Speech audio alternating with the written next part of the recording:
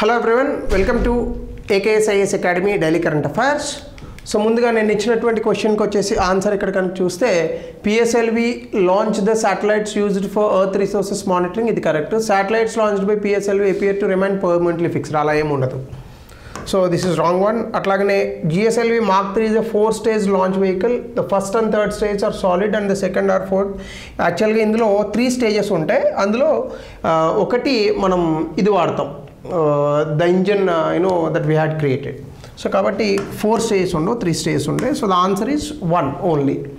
So before we go to the session, in case మీరు కనుక UPSC admissions 2026 కనుక చూస్తూ ఉంటే, అట్లాగనే Group 1 and Group 2 admissions from both Telangana and Andhra Pradesh in both English and Telugu mediums if you are looking for or any of your friends, దయచేసి కింద నెంబర్కి call చేయండి. They will give you all the information. ఇంకా ఈరోజు టాపిక్లోకి వెళ్తే, సల్మాన్ ఖాన్ని పాకిస్తాన్ ప్రభుత్వం టెర్రరిస్ట్గా గుర్తించింది అని ఒక ఫేక్ న్యూస్ సర్క్యులేట్ అవుతోంది. సో ఇది ఫేక్ న్యూస్ అనేటటువంటిది 100%, 99.9% వేసుకోండి. ఎందుకంటే ఆ 0.1% ఇంకా పాకిస్తాన్ ప్రభుత్వం దీని మీద ఏ రకమైనటువంటి ప్రకటన చేయలేదు కాబట్టి. అయితే అసలు ఇది ఎందుకు జరిగింది అనే దాంట్లో కనుక మనం వెళ్తే, ఒక fake notification government of Balochistan viral అయింది సోషల్ మీడియాలో. ఇదేంటంటే సల్మాన్ ఖాన్ టెర్రరిస్ట్గా ప్రకటించింది పాకిస్తాన్ ప్రభుత్వం అని. దీనికి అఫీషియల్ కన్ఫర్మేషన్ ఎక్కడా లేదు. అయితే ఈ కాంట్రవర్సీ అంతా ఎక్కడ జరిగిందంటే, సౌదీ అరేబియాలో జాయ్ ఫోరం 2025 జరిగింది. ఇందులో సల్మాన్ ఖాన్ వెళ్ళారు, షారుఖ్ ఖాన్ వెళ్ళారు, అమీర్ ఖాన్ వెళ్ళారు. ఇందులో సల్మాన్ ఖాన్ మాట్లాడుతూ, ఇప్పుడు మిడిల్ ఈస్ట్లో ఇండియాలో ఉన్నటువంటి మూవీస్ అన్నీ కూడా చాలా అద్భుతంగా ఉన్నాయి, అద్భుతంగా ఆడుతున్నాయి. బాలీవుడ్లో ఒక సినిమా తీస్తే అది మిడిల్ ఈస్ట్లో చాలా అద్భుతంగా చూస్తున్నారు. ముఖ్యంగా సౌదీ అరేబియాలో కూడా చాలా అద్భుతంగా చూస్తున్నారు. సౌత్ ఆఫ్ ఇండియా నుంచి తీసినటువంటి సినిమాలు కూడా 100 కోట్లు రాబడుతున్నాయి. ఎందుకు అంటే సౌత్ ఇండియా నుంచి కూడా చాలామంది వర్కర్స్ సౌదీ అరేబియాలో వర్క్ చేస్తున్నారు, అట్లాగనే బలూచిస్తాన్ నుంచి వర్క్ చేస్తున్నారు, పాకిస్తాన్ నుంచి వర్క్ చేస్తున్నారని కొన్ని వ్యాఖ్యలు చేశారు. అయితే ఈ వ్యాఖ్యల్ని తర్వాత అమీర్ ఖాన్, షారుఖ్ ఖాన్ ఏమీ సమర్థించలేదు, దాని మీద ఫాలో అప్ వ్యాఖ్యలు కూడా ఏం చేయలేదు. కానీ సల్మాన్ ఖాన్ మాత్రం దీని మీద సోషల్ మీడియాలో చాలా వైరల్ అయింది. ఏంటి అంటే, పాకిస్తాన్లో బలూచిస్తాన్ అనేటటువంటిది పార్ట్గా ఉంది, కానీ వాళ్ళు స్వతంత్రత కోరుకుంటున్నారు. సో ఈ బలూచిస్తాన్ అనేటటువంటి పార్ట్ ఏదైతే ఉందో పాకిస్తాన్లో కలిపి చెప్పాలి, కానీ పాకిస్తాన్ బలూచిస్తాన్ని 2గా విడదీసి ఎందుకు చెప్పాడు సల్మాన్ ఖాన్ అంటే, బలూచిస్తాన్కి ఇతను సపోర్ట్ చేస్తున్నాడా అనేటటువంటి ఒక ఎనాలిసిస్ మొదలైంది ఆన్లైన్లో. సో దీన్ని సల్మాన్ ఖాన్ని ఎందుకు టార్గెట్ చేశారంటే, పాకిస్తాన్లో సల్మాన్ ఖాన్కి ఫ్యాన్స్ ఎక్కువ.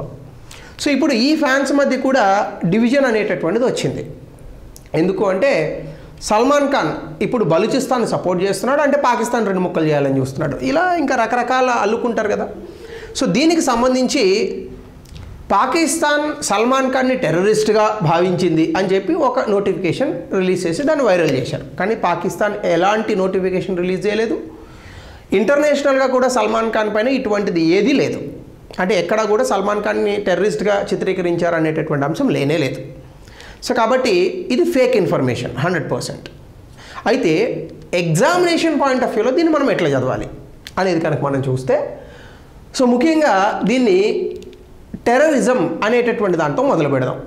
టెర్రరిజం అంటే ఏంటి? టెర్రరిజం అంటే deliberate and unlawful use of violence, అంటే కావాలని చట్ట వ్యతిరేకంగా హింసాత్మక ప్రవృత్తి ద్వారా సివిలియన్స్ని టార్గెట్ చేసేటటువంటి ఒక ఫినామినాన్ని మనం టెర్రరిజం అని అంటాం. దాని ప్రైమరీ గోల్ ఏంటంటే, వ్యక్తుల మనసుల్లో భయాన్ని నింపడము, వాళ్ళకి సంబంధించినటువంటి రాజకీయ, అలాగే వాళ్ళకు ఉన్నటువంటి ఐడియాలజికల్, అలాగే మతపరమైనటువంటి కొన్ని గోల్స్ని చేరుకోవడానికి, అది ఎవరైనా కావచ్చు, అది ఈ మతం అని నేను చెప్పట్లేదు, ఎవరైనా కూడా ఈ పర్టికులర్ మెథడాలజీని ఆబ్జెక్టివ్స్ కోసం వెళ్ళేటటువంటి దాన్ని మనం టెర్రరిజం అని అంటాం.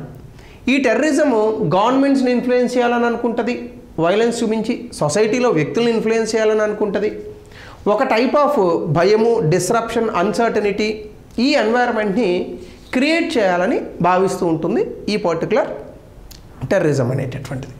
సో ఇండియా 0 టెర్రరిజం పాలసీని ఫాలో అవుతుంటుంది. టెర్రరిజంని మనం ఏ రకంగానూ కూడా సహించము, ఎందుకంటే we are the victims of terrorist. కాబట్టి టెర్రరిజాన్ని మనం ఎప్పుడు కూడా ప్రోత్సహించము, దాన్ని ఎప్పుడు కూడా మనము అంగీకరించేది లేదు. అయితే యూనివర్సల్గా టెర్రరిజం అనేటటువంటి దానికి డెఫినేషన్ లేదు. ఒక్కొక్క దేశం దీన్ని ఒక్కొక్క రకంగా ఆ టెర్రరిస్ట్ యాక్టివిటీస్ని బట్టి పూర్తి స్థాయిలో ఈ టెర్రరిజం అనేటటువంటి దాన్ని ఐడెంటిఫై చేస్తారు. అట్లానే ఈ ఆంబిగ్యూటీ కారణంగా ఏమవుతుందంటే ఒక దేశంలో ఉన్నటువంటి టెర్రరిస్ట్ గ్రూపు మరొక దేశంలో టెర్రరిస్ట్ కాకపోవచ్చు. సో దానివల్ల గ్లోబల్ ఇన్స్టిట్యూషన్స్ కూడా ఈ టెర్రరిజం మీద ఫైట్ చేయడానికి ఒక కామన్ డెఫినేషన్ అనేటటువంటిది లేకపోవడం వల్ల ఈ మొత్తం ప్రపంచం అంతా కూడా టెర్రరిజం మీద ఫైట్ చేయడానికి కొన్ని ఇబ్బందులు ఆంక్షలు అనేటటువంటివి ఉన్నాయి.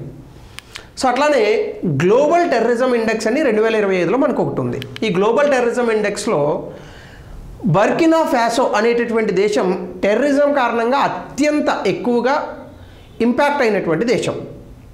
అయితే పాకిస్తాన్ 2వ స్థానంలో ఉంది, భారతదేశం వచ్చేసి 14వ స్థానంలో ఉంది. అయితే మొట్టమొదటిసారి పాకిస్తాన్ ఒక్క సంవత్సరంలో 1000 టెర్రరిస్ట్ యాక్టివిటీస్ జరిగాయి. సో ఈ రకంగా చూసుకుంటే పాకిస్తాన్లో 45% ఈ యొక్క టెర్రరిజం అంటే ఈ ఉగ్రవాద కార్యకలాపాలు పెరిగాయి. అలాగే ఆఫ్ఘనిస్తాన్లో ఉన్నటువంటి తహరీక్ ఈ తాలిబాన్ ఏదైతే ఉందో ఇది ఫాస్టెస్ట్ గ్రోయింగ్ టెర్రరిస్ట్ గ్రూప్గా కూడా నమోదైంది. ఇదే పర్టికులర్ గ్లోబల్ టెర్రరిజం ఇండెక్స్లో Syria and Mali 3rd and 4th పొజిషన్స్కి ఉన్నాయి. అలాగే భారతదేశం 14వ పొజిషన్కి ఉంది. ISIS ఇస్లామిక్ స్టేట్ ఏదైతే ఉందో ఇది వరల్డ్ మోస్ట్ డేంజరస్ టెర్రరిస్ట్ ఆర్గనైజేషన్గా కూడా ఈ యొక్క గ్లోబల్ టెర్రరిజం ఇండెక్స్ చెప్పింది. అలాగే ఈ పర్టికులర్ ఇండెక్స్లో ఈ ఇయర్ ఇండెక్స్లో ఆఫ్రికాలో ఉన్నటువంటి సహేల్ రీజియన్ టెర్రరిస్టులకు అడ్డాగా ఉంది అనేటటువంటి అంశాన్ని కూడా ఈ రిపోర్ట్ మనకి తెలిపింది. సో ఈ పాయింట్ ఆఫ్ వ్యూలో మనకి క్వశ్చన్స్ అడుగుతారు. అయితే ఇంకా భారతదేశానికి వస్తే గ్లోబల్ టెర్రరిజం ఇండెక్స్ని ఎవరు రిలీజ్ చేస్తారు ఇది ఒకటి చూడాలి. Institute for economics and peace 163 దేశాలను అనలైజ్ చేస్తారు. ఇది trends and patterns of terrorism గురించి చెప్తూ ఉంటుంది. టెర్రరిజం తాలూకా ఇంపాక్ట్ ఎట్లా ఉంది అనేటటువంటిది ఎవాల్యుయేట్ చేస్తారు. దీన్ని ఎట్లా తీసుకుంటారంటే పారామీటర్స్ ఎన్ని టెర్రరిస్ట్ అటాక్స్ జరిగాయి, ఎంతమంది చనిపోయారు, ఎంతమంది ఇంజూరీస్ అయ్యారు, overall impact of the country అనేటటువంటిది దీని మీద చేస్తూ ఉంటారు. సో అట్లానే భారతదేశానికి సంబంధించి టెర్రరిజంను ఎదుర్కోవడానికి మనకి ఏ చట్టాలు ఉన్నాయి? ఒకటి అన్లాఫుల్ ప్రివెన్షన్ యాక్ట్ అనేటటువంటిది ఉంది. అన్లాఫుల్ ప్రివెన్షన్ యాక్టివిటీస్ అని ఒకటి ఉంది చట్టం 1967లో తీసుకొచ్చాం. ఇక్కడ ఏంటంటే అథారిటీస్ టెర్రరిస్టులను గుర్తిస్తారు, వాళ్ళకి సంబంధించి ఇన్వెస్టిగేషన్స్ చేస్తారు. అట్లాగే national investigation agency 2008 Mumbai attacks తర్వాత తీసుకొచ్చాం నేను 26/11 అటాక్స్ తర్వాత. 2008 అటాక్స్ తర్వాత. సో ఇదొకటి మనకి సెంట్రల్ ఏజెన్సీ టెర్రరిస్టులని ఇన్వెస్టిగేట్ చేసి ప్రాసిక్యూట్ చేయడానికి. అట్లానే మనకి NSCS అని ఒకటి ఉంది. ఇది నేషనల్ సెక్యూరిటీ అండ్ కౌంటర్ టెర్రరిజంకి సంబంధించినటువంటి కౌంటర్ టెర్రరిజం స్ట్రాటజీస్కి సంబంధించి. అలాగే మినిస్ట్రీ ఆఫ్ హోమ్ అఫైర్స్ అట్లాగే ఉంది, కౌంటర్ టెర్రరిజం ఆపరేషన్స్ చేస్తారు. National investigation agency investigation and prosecutions చేస్తుంది. ఇంటర్నేషనల్ లెవెల్లో కూడా మనకు కొన్ని కన్వెన్షన్స్ ఉన్నాయి. United nations convention preventing the crimes against the international protected persons and diplomats భారతదేశం సంతకం పెట్టింది. అట్లాగనే punishing hostage taking and prevention దీనికి 1978లో ఒక కన్వెన్షన్ వచ్చింది. అట్లాగే 1999లో ఫినాన్సింగ్ ఆఫ్ టెర్రరిజం అంటే దీన్ని ఫినాన్షియల్ యాక్షన్ టాస్క్ ఫోర్స్ లాంటివి కూడా ఉంటాయి. అంటే టెర్రరిజం అనేటటువంటిది స్వచ్ఛందంగా మనం చేయడం అనేటటువంటిది ఒక ఎత్తు అయితే టెర్రరిజాన్ని ప్రోత్సహించడానికి డబ్బు ఇవ్వడం అనేటటువంటిది మరొక అంశం. సో ఈ రెండు అంశాలకి సంబంధించి కూడా ఒక కన్వెన్షన్ అనేటటువంటిది ఉంది. దీనికి కూడా భారతదేశం సంతకం చేసింది. అంటే దాదాపుగా టెర్రరిజంకి సంబంధించినటువంటి బ్రాడర్ ఆస్పెక్ట్స్ ఏవైతే ఉన్నాయో వీటన్నిటిలోని కూడా భారతదేశం అనేటటువంటిది వ్యతిరేకంగా పోరాడుతూ ఉన్నది. సో ఇవన్నీ మనకి ఎగ్జామినేషన్ పాయింట్ ఆఫ్ వ్యూలో అడిగేటటువంటి ప్రశ్నలు. సో అట్లానే మనకి దీనికి సంబంధించి గతంలో ఫినాన్షియల్ యాక్షన్ టాస్క్ ఫోర్స్ సంబంధించి ఒక ప్రశ్న. ఇది గతంలో ఫినాన్షియల్ యాక్షన్ టాస్క్ ఫోర్స్ మెయిన్స్లో ఇచ్చాడు, కానీ ప్రిలిమినరీ ఎగ్జామినేషన్లో కూడా మనకు అడిగే అవకాశం. కాబట్టి దీని ఆన్సర్ని కమెంట్ సెక్షన్లో తెలపండి. అట్లానే scourge of terrorism is a grave challenge to national security. What solutions you suggest? Major sources of terrorist funding. ఇది 2017లో ఇచ్చినటువంటి ప్రశ్న. దీన్ని 200 పదాల్లో రాయండి. సో కాబట్టి సల్మాన్ ఖాన్ టెర్రరిస్ట్ కాదు, ఇవన్నీ ఫేక్ న్యూస్, నమ్మకండి. Thank you, have a good day.